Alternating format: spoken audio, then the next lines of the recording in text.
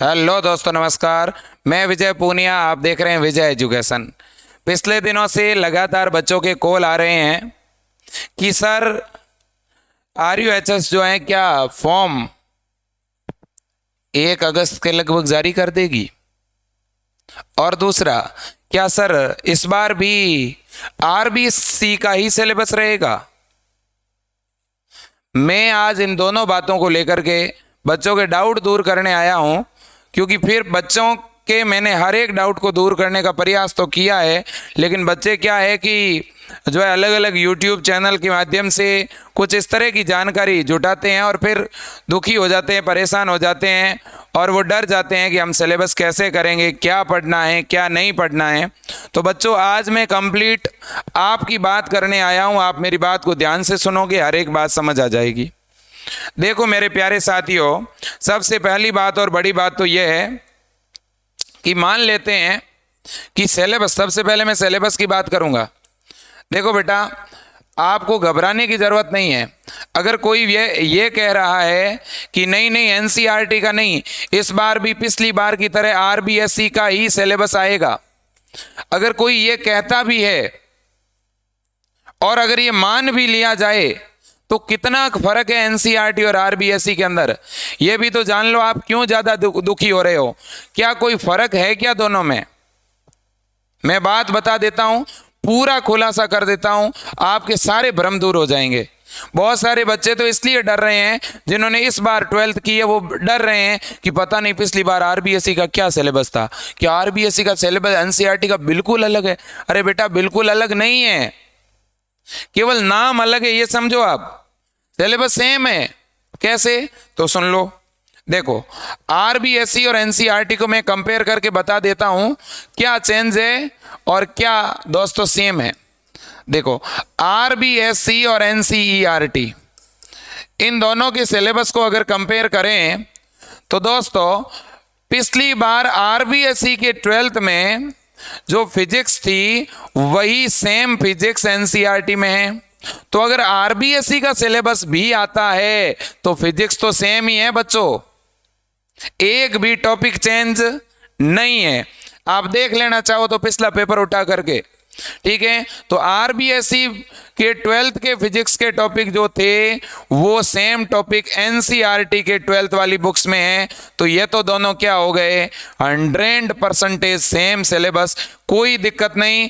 आपने NCERT से 12वीं करी है, आप NCERT फिजिक्स की बुक पढ़ो, बस ये भ्रम दूर हो गया आपका। अब आते हैं केमिस्ट्री की बात करते हैं। केमिस्ट्री, बेटा केमिस्ट्री में जो RBSE की केमिस्ट्री थी और जो NCERT की केमिस्ट्री है बिल्कुल 100% सेम, एक भी टॉपिक अलग नहीं है। क्यों घबरा रहे हो? अब बायो की बात करते हैं।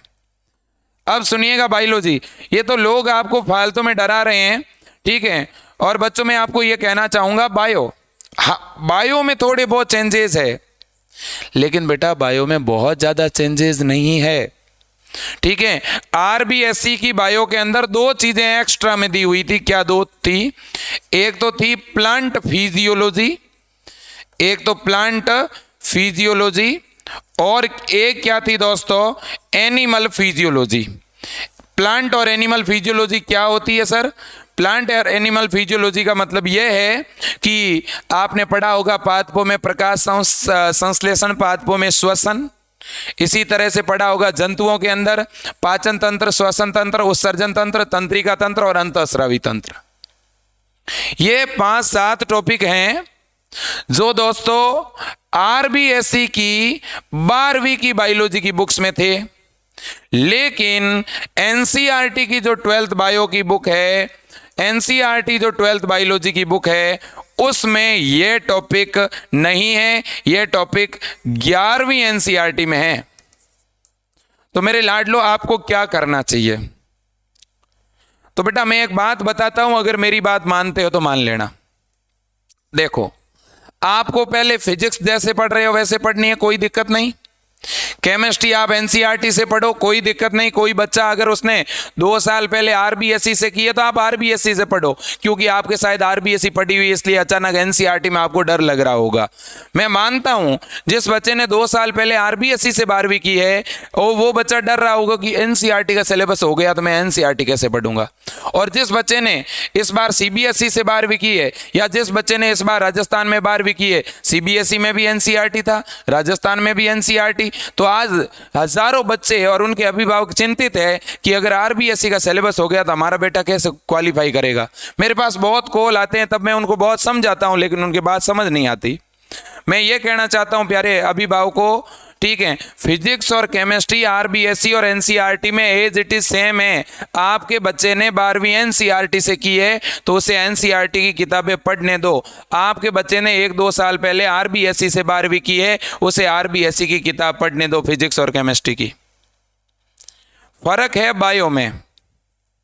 अब बायो में सुन लेना, बायो में जिसने 12th एनसीईआरटी से की है, बायो में जिसने 12वीं एनसीईआरटी से पढ़ी है, यानी इसी सत्र इंग्लिश मीडियम या हिंदी मीडियम से 12वीं की है, उसे एनसीईआरटी की बायोलॉजी कंप्लीट पढ़नी है।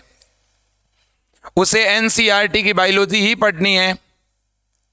जिस बच्चे ने 12वीं आरबीएसई से की थी वो स्टूडेंट ध्यान दें, बेटा आपको केवल वही टॉपिक पढ़ने हैं जो 12th एनसीईआरटी में है। आपको 12वीं आरबीएसई की जो किताब है, भले ही आरबीएसई से पढ़ो, लेकिन आरबीएसई में पहले टॉपिक पर टिक मार्क कर लो, जो एनसीईआरटी की बुक में है वही पढ़ो। मान लेते हैं 1% मान भी लिया कि बायोलॉजी के अंदर, मान भी लिया कि आरबीएसई का सिलेबस चलो आ गया। अगर यूनिवर्सिटी ने आरबीएसई का सिलेबस दे दिया, पूरे राजस्थान में है ही नहीं आरबीएसई, अगर आरबीएसई का सिलेबस यूनिवर्सिटी देती है तो इससे बड़ी कोई बेवकूफी हो नहीं सकती। क्यों भाई? क्योंकि इस साल पूरे राजस्थान के अंदर कहीं आरबीएसई नहीं है। इस बार पूरे राजस्थान के अंदर जो सीबीएसई के बच्चे हैं वहां है ही नहीं आरबीएसई। तो भैया जब बोर्ड ने हटा दी आरबीएसई तो आप बच्चों को क्यों बेवकूफ बना रहे हो? अरे राजस्थान में आरबीएसई का सिलेबस हट चुका है, 2 साल हो गए हटे हुए। पिछली बार 11वीं में हट गया था और इस बार 12वीं में हट गया। जो बच्चे, लाखों बच्चे इस बार 12वीं करके आए राजस्थान में, उन्होंने तो पढ़ी नहीं आरबीएसई है क्या। तो इसलिए कहना चाहता हूं, हर एक, जितने भी दोस्तों, जितने भी लोग जो समझदार हैं वो बच्चों को कम से कम समझाएं इस बात के लिए।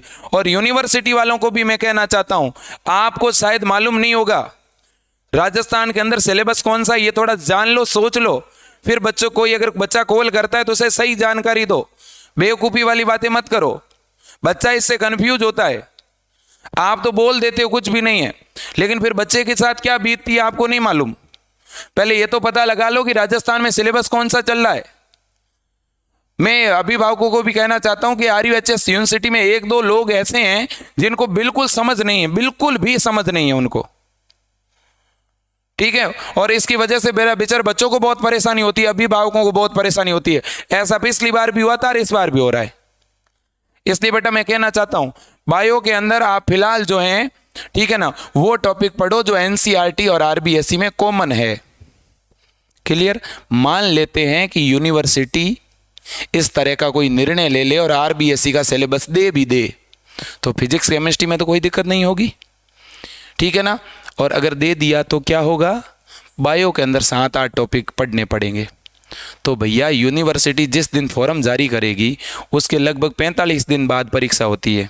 क्या हम 45 दिन में वो टॉपिक नहीं पढ़ सकते क्या? वो टॉपिक तो आप 15 दिन में पढ़ लोगे। तो इसलिए फिलहाल वो टॉपिक पढ़ने से कोई मतलब नहीं, ठीक है ना। अगर बाद में सिलेबस में वो जोड़ दिए तो बाद में भी पढ़ लेंगे। मेरी जिम्मेदारी है, मैं कह रहा हूं, मैं पढ़ाऊंगा उन्हें, मैं 10 दिनों में याद करवा दूंगा सारे टॉपिक। मैं खुद बायो का फैकल्टी हूं, बायो लेक्चरर हूं, फिर भी मैं नहीं पढ़ा रहा यूट्यूब पे, जबकि मेरे लिए तो अच्छी बात है ना। मैं अगर वो टॉपिक पढ़ाऊंगा, ठीक है, जबकि वो सबसे इजी टॉपिक होते हैं, फिजियोलॉजी, मज़ा आता है पढ़ाने में। मैं क्यों नहीं पढ़ा रहा? क्योंकि मैं बच्चों को गलत दिशा में नहीं ले जाना चाहता, मैं बच्चों को फालतू की चीज़ें नहीं पढ़ाना चाहता, पढ़ाने को तो कुछ नहीं, मैं भी पढ़ा दूं। अब बहुत सारे कोचिंग वाले बच्चों को वो चीज़ें पढ़ा रहे हैं, 11वीं की केमिस्ट्री पढ़ा रहे हैं, 11वीं की फिजिक्स पढ़ा रहे हैं। अरे भैया आप लोग समझो, बच्चों को क्यों पीछे रख रहे हो? आप अपने स्वार्थ के लिए बच्चों को क्यों पीछे रख रहे हो? टाइम पे सिलेबस कराओ ना बच्चों का, ताकि वो रिवीजन करे। बड़ा दुख होता है जब मेरे पास कल एक कॉल आया फलोदी से एक स्टूडेंट का कि सर मैं नाम नहीं बताना चाहूंगा कि सर मैं उस कोचिंग के अंदर पढ़ रहा हूं ऑफलाइन बैच में, और हमें सर 11वीं की फिजिक्स और 11वीं की केमिस्ट्री पढ़ाई जा रही है। बड़ा दुख होता है। एक स्टूडेंट वहां हॉस्टल में रहता है, 6,000 किराया उसका, 1 महीने का रहने का और खाने का। बच्चा कह रहा है सर मैं 3 महीने वहां रहा हूं, 18,000 रुपये का खर्चा हुआ सर मेरा, और मेरे से सर 12,000 रुपये फीस ली, और सर अभी 12वीं के केवल कितने टॉपिक हुए? मैंने कहा बेटा 2 टॉपिक हुए, बाकी मैंने कहा क्या पढ़ा है बेटा? सर 11वीं का पढ़ाया। तो मैंने कहा 11वीं का तो बेटा है ही नहीं आपके सिलेबस में। तो कि सर हमें तो पढ़ा रहे हैं। चलो कोई बायो में 1-2 टॉपिक पढ़ा दे, इस भ्रम में, आरबीएससी एनसीईआरटी वाले भ्रम में अगर बायो में 1-2 टॉपिक पढ़ा ले कोई नहीं, लेकिन आप फिजिक्स पढ़ा रहे हो 11वीं की। तो बच्चों आप थोड़ा समझो, गार्जियंस को कहूंगा स्पेसिफिक में, ठीक है ना, आप थोड़ा बच्चों को भी समझाओ, ठीक है ना। इधर उधर से फालतू की जानकारी पे भरोसा मत करो बेटा, ठीक है। आप अभी 12वीं जो करके आए हो, आप जो 12वीं में पढ़ के आए हो, फिलहाल वही पढ़ो, फालतू की चीजें नहीं पढ़ो, आपके पास समय बहुत कम है, ठीक है। मैं यही कहना चाहूंगा गार्जियंस को। तो सिलेबस को लेकर के मैं फिर यही बात कहूंगा, जिन बच्चों ने एनसीईआरटी से 12वीं की है वो 12वीं की फिजिक्स, केमिस्ट्री और बायो पढ़े। जिन बच्चों ने आरबीएससी से 12वीं करी है 2 साल पहले, 1 साल पहले, वो बच्चे क्या करें, वो फिजिक्स और केमिस्ट्री तो आरबीएससी की पढ़े, कोई दिक्कत नहीं, क्योंकि आरबीएससी और एनसीईआरटी की फिजिक्स केमिस्ट्री सेम है। लेकिन वो बायो में फिलहाल वही टॉपिक पढ़े जो किसके अंदर है, एनसीईआरटी में है। बाई द वे यूनिवर्सिटी अगर आरबीएससी का सिलेबस दे देगी तो ये 7, 8 या 10 जितने भी टॉपिक है ये बाद में भी कर सकते हो, ठीक है ना। फिलहाल दोस्तों ये टाइम आप फिजिक्स केमिस्ट्री पढ़ने में लगा दो, है कि नहीं। फिजिक्स केमिस्ट्री बार बार रिवाइज करो, है कि नहीं। तो मेरा तो ये कहना है बेटा, बाकी आप स्वतंत्र हो, मैं दबाव किसी पे नहीं डाल सकता, आपको ही पता है। और यूनिवर्सिटी भी इतनी समझदार है, हम सब समझदार हैं कि भाई राजस्थान में जब सिलेबस आरबीएससी का है ही नहीं तो ये क्यों देंगे। और अगर ये फिर भी देते हैं तो इससे बड़ी कोई वो बात नहीं हो सकती कि यूनिवर्सिटी जितनी बड़ी संस्था, ठीक है, जहां राजस्थान सरकार ने सिलेबस को हटा दिया और यूनिवर्सिटी उसको मान्यता फिर दे रही है, तो इससे और बुरी बात क्या हो सकती है, ठीक है। अब सुनिएगा, अब बेटा मैं दूसरी बात बताना चाहूंगा कि फॉरम की अगर मैं बात करूं तो बेटा फॉर्म जो है आपको ही पता है, अभी बच्चों ने एडमिशन लिया है 2 महीने पहले राजस्थान के अंदर पिछले साल की काउंसलिंग पूरी हुई है अप्रैल के अंदर, ठीक है, अप्रैल लास्ट में हुई थी।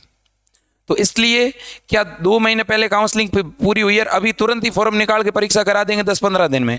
ऐसा संभव है? बिल्कुल भी संभव नहीं बेटा। जिस दिन फॉर्म निकलता है उसके 45 दिन के बाद ही परीक्षा होती है, इतनी जल्दी नहीं होती। फॉर्म निकलने के बाद 1 महीना तो फॉर्म भरने में समय लगता है, फिर 1 महीना फॉर्म भरने के बाद में दोस्तों 15 से 20 दिन का टाइम लगता है, तब जाकर के आपके एडमिट कार्ड जारी होते हैं। एडमिट कार्ड भी 7-8 दिन पहले जारी होते हैं, बाद में आपको जो एग्जाम देने जाना पड़ता है, ठीक है ना। तो जिस दिन फॉर्म आएगा उसके भी बाद आपको 45 दिन यानी 1.5 महीना मिलेगा। और आरयूएचएस तो दोस्तों फॉर्म निकालने के बाद करीब जो है 2 महीने दे देती है कई बार, लेकिन 1.5 महीना 45 दिन तो पक्का मिलेगा, ठीक है ना। 45 दिन तो आपको मिलेगा ही मिलेगा जिस दिन फॉर्म आ गया उसके बाद पढ़ने का। और अब 1 महीने से पहले तो किसी भी हालात में फॉर्म नहीं आएंगे बच्चों। मुझे तो लगता है फॉर्म सितंबर में ही आएंगे। क्यों? क्योंकि अभी पिछले साल जो बच्चे हैं उनके 2-2, 3-3 महीने पढ़ाई नहीं हुई, उनका एनरोलमेंट भी नहीं हुआ, समझ रहे हो बात को। तो थोड़ा बहुत उनका सिलेबस करा देंगे तभी तो आपका फॉर्म भरवाएंगे, ठीक है ना। तो इसलिए बच्चों आपके फॉर्म जो हैं मुझे लग रहा है अगर बहुत ज़्यादा ही जल्दी अगर इन लोगों ने निकाल दिए तो अगस्त लास्ट तक निकाल सकते हैं, नहीं तो दोस्तों सितंबर में ही फॉर्म आएंगे। अगस्त लास्ट में अगर फॉर्म आए तो अक्टूबर में परीक्षा होगी 20 अक्टूबर के आसपास, और अगर सितंबर में आए तो दोस्तों अक्टूबर के लास्ट मंथ में परीक्षा होगी। लेकिन एग्जाम अक्टूबर से पहले किसी सूरत में नहीं हो सकता, यह मैं क्लियर कह रहा हूं, ठीक है ना। अब देखो बच्चों, आपको योजना बनानी पड़ेगी पढ़ने की। जिस बच्चे ने अभी तक कुछ भी नहीं पढ़ा है उसके पास 90 दिन है, आज से पूरे 90 दिन है दोस्तों आपके पास। 3 महीने कंप्लीट है आपके पास। इन 3 महीनों को अगर आप व्यवस्थित तरीके से आज पढ़ना शुरू करते हो ना बेटा, 12वीं का सिलेबस बहुत बड़ा नहीं है। थोड़ा बहुत तो आप पहले से ही पढ़ चुके हो, रिवीजन ही तो करना है। लेकिन मुझे पता है खुद से आप नहीं पढ़ सकते, ठीक है। इसके लिए मैं आप सभी को कहता हूं, अभिभावकों को कहता हूं, आप बच्चों को एक बार मेरे साथ जोड़ के देखिएगा। मैं बहुत बेहतरीन बच्चों की तैयारी करवाऊंगा। मैं बच्चों को एक सिस्टम में डाल दूंगा और उस सिस्टम के अकॉर्डिंग बच्चे पढ़ेंगे, तभी वो गवर्नमेंट कॉलेज ले पाएंगे। मैं सीधे शब्दों में कहता हूं, ठीक है ना। और दूसरी बड़ी बात है कि फीस भी बहुत ज्यादा नहीं है। फीस भी अफोर्डेबल फीस है, कोई बाकी वाले कोचिंग वालों की तरह फीस नहीं है।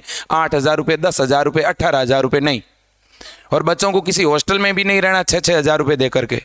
और यहाँ 11वीं भी नहीं पढ़ाएंगे, वही पढ़ाएंगे जो बच्चों का सिलेबस है, वही पढ़ाएंगे जो पिछले 10 साल पेपर में आ रहा है, ठीक है ना। पिछले 10 वर्षों के पेपर के सॉल्यूशन करवा रहे हैं, ठीक है ना। और पेपर सॉल्यूशन में भी वही क्वेश्चन करवा रहे हैं जो इनके सिलेबस के हैं, ठीक है। मॉडल पेपर बना दिए हैं। 2000 क्वेश्चन फिजिक्स और केमिस्ट्री के अलग से दूंगा बनाकर इन बच्चों को। एक ई बुक तैयार करवाई है RUHS के लिए, वो जो बहुत जल्द कोर्स में मिलने वाली है फ्री में। तो बहुत सारा सोचा है। मेरे साथ जो बच्चा जुड़ेगा 100% बहुत ही अच्छे कॉलेज में सिलेक्शन होगा उसका, इसमें कोई दो राय नहीं है। क्योंकि पढ़ाते बहुत बढ़िया है, लाइव पढ़ाते हैं, ठीक है ना। साथ ही साथ रिकॉर्डेड क्लास सेव हो जाती है। और बाय द वे कोई क्लास अगर रिकॉर्डेड भी आती है तो भी उसे बहुत बेहतरीन तरीके से टीचर पढ़ाता है, ठीक है। उसमें उस टॉपिक का पूरा सॉल्यूशन देता है, डाउट सॉल्व, हर एक डाउट को सॉल्व करते हैं टीचर MCQ के रूप में। टीचर खुद के नोट्स देते हैं, बोर्ड पे जो पढ़ाया जाता है उसका पूरा नोट्स मिलता है, ठीक है ना। तैयारी में अभिभावकों को कोई कमी नहीं है, ठीक है। हजारों बच्चे जुड़े हैं, राजस्थान के स्पेशल बैच चला रहे हैं, ठीक है ना। और राजस्थान के स्पेशल नहीं, सिलेक्शन बैच चला रहे हैं, मैं सीधे शब्दों में कहूं तो, ठीक है। इतना अनुभव है कि राजस्थान के पेपर में क्या आएगा और क्या नहीं आएगा, ठीक है, क्या पढ़ाना है और क्या नहीं पढ़ाना है, इसका बहुत अच्छा तजुर्बा है। इसलिए कह रहा हूं, बहुत अच्छा जॉब है BSc नर्सिंग, इसलिए कह रहा हूं। अपने बच्चों को विजय एजुकेशन ऐप से जोड़ लीजिएगा, ठीक है। विजय एजुकेशन ऐप में RUHS के 2 बैच चल रहे हैं, आप दोनों में से कोई भी बैच ज्वाइन कर सकते हो। एक बैच तो 11 जुलाई से शुरू हुआ था, वो चल रहा है, या तो 11 जुलाई वाले में जुड़ जाओ और उसमें 10-12 क्लासें हो चुकी है, तो वो क्लासें रिकॉर्डेड सेव है, बच्चा 2-4 दिन 5 दिन शाम के टाइम उस क्लासों को देख करके पूरी कर लेगा। या 1 अगस्त को नया बैच स्टार्ट हो रहा है, उस बैच को ज्वाइन कर लो और 1 अगस्त से बच्चा कंटिन्यूस पढ़ेगा। सिलेबस करवाने की जिम्मेदारी मेरी है और बहुत व्यवस्थित और पूरा सिलेबस करवाएंगे। तो आपकी इच्छा है जिस भी बैच में जुड़ो। फीस क्या है, अगर आप 11 जुलाई वाले बैच में जुड़ते हो तो 899 रुपये फीस है, और अभी 1 अगस्त वाले बैच में जुड़ते हो तो 890 रुपये फीस है। कितनी? 890 रुपये फीस है, ठीक है ना। तो 890 रुपये फीस वाला एक ही कोर्स है ऐप में, वो बाय कर लेना आप, वही राजस्थान के लिए है। और 899 रुपये वाला भी एक ही कोर्स है और वो बाय करोगे तो वो भी राजस्थान के लिए। 890 और 899 दोनों ही RUHS के बैच है। आपकी इच्छा, जो भी खरीदो, दोनों ही बेहतरीन है, ठीक है ना। तो ये मैं बात पहले बताना चाहूँगा। इसमें फिजिक्स, केमिस्ट्री और बायो, इनकी अलग अलग फैकल्टी पढ़ाती है, ठीक है ना। और मॉर्निंग में 8 बजे क्लास शुरू होती है, 8 बजे से लेकर 11 बजे तक डेली क्लास चलती है। 8 से लेकर 9 तक बायोलॉजी की लाइव क्लास होगी, मैं खुद लूँगा। 9 से लेकर 10 तक केमिस्ट्री की होगी और 10 से 11 तक फिजिक्स की होगी। प्रत्येक संडे को टेस्ट होगा, संडे को प्रैक्टिस के लिए मॉडल पेपर दिया जाएगा, डाउट सॉल्व क्लास होगी। संडे को छोड़कर सोमवार से शनिवार तक कंटिन्यूस क्लास होती है। संडे को बच्चों का रिवीजन और टेस्ट होता है, ठीक है। तो ये पूरा सिस्टम रहने वाला है। तो अभिभावकों, ये नंबर है, आप इन नंबरों पे तुरंत कॉल कर सकते हैं या इन नंबरों पे फ़ोन पे या पेटीएम करवा करके भी अपना कोर्स चालू करवा सकते हैं, या सीधा ऐप पर जा कर के कोर्स दिखेगा, उसे बाय नाउ करके भी सीधा ले सकते हैं। सुनहरा मौका है, अंतिम मौका है। बस मैं तो एक ही बात कहूँगा, बाकी आप अपने विवेक से निर्णय लीजिएगा। अगर आपका बच्चा घर पर रहकर पढ़ सकता है तो आप आराम से पढ़ा सकते हैं, खुद से सेल्फ स्टडी कर सकता है तो भी करवा सकते हैं। लेकिन मेरे से जोड़ेंगे तो मैं इतना भरोसा ज़रूर देता हूँ कि आपको, आपके बच्चे को बिल्कुल सही दिशा में लेके जाऊंगा और बहुत बेहतरीन पढ़ाऊंगा, ठीक है। अनुशासन के साथ, एक आदर्श के साथ पढ़ाऊंगा, ठीक है ना। एक अच्छा इंसान भी ज़रूर बनेगा यहाँ पे, ठीक है, क्योंकि अनुशासन ही मेरी पहली प्राथमिकता है और मैं उसे हमेशा बच्चों को स्ट्रिक्टली फॉलो करवाता हूँ। तो मेरे दोस्तों, आज के लिए इतना ही। अभिभावकों, आज के लिए इतना ही। एक बार कॉल ज़रूर करें आप। जय हिंद, वंदे मातरम।